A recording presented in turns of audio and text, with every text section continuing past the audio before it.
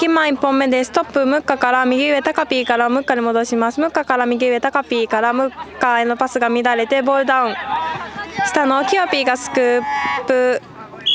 1回キープミスしますが自分でケアしてクリア成功です。ボール左上ハマからのリスタート。トップムッカから左横ハマからトップムッカから右上タカピー右上からショット打ちますが宮本セーブ。宮本ランで運んでます。中央ハーフ付近アトムへのパスが通ってクリア成功です。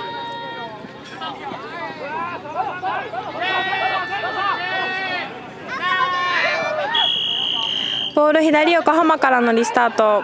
トップムッカにパス。ムッカから右上タカピーからムッカに戻します。ムッカからタカピー右上タカピーから右横松下君ロール切って右横からショット打ちますが宮本セーブ。宮本からボックス側リストレ付近キヨピーへのパスが通ってクリア成功です。